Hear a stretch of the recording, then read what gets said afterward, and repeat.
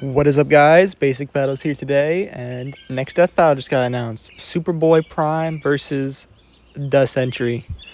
Now, to be honest, the only experience I have with either of these guys is the new movie that just came out with Sentry in it, Thunderbolts. Never read either of these characters' comics or appearances.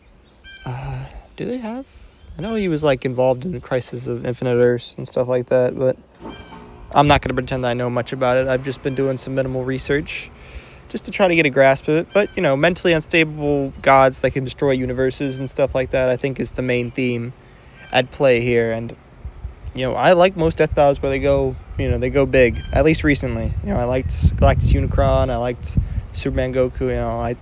I think sometimes they keep it a little smaller scale, and I don't think they'll do that here. I think the whole gist of this, especially Superboy Prime's whole thing, is that he can kind of destroy the multiverse. So very, very interesting stuff. I think I'm gonna pick Superboy Prime here.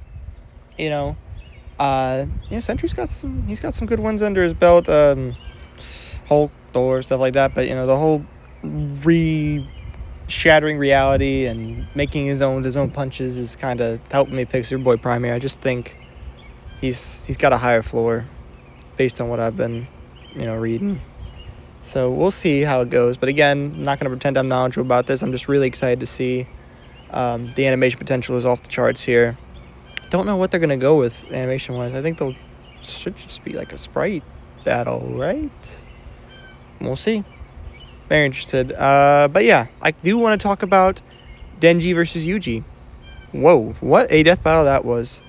To start with, both their analysis were all right. I thought Yuji's was just kind of average, bang in the middle.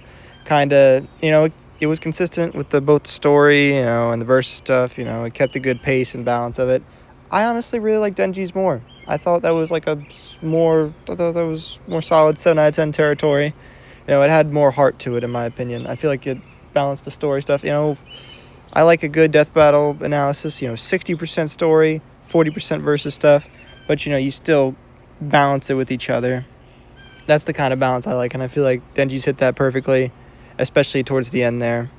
I like when they make me feel something at the end. And the animation, in my opinion, I think they're going for some cel-shaded, correct me if I'm wrong, but that's what it looks like. And honestly, I loved it. It wasn't the most fluid thing at the beginning, but I like the choreography.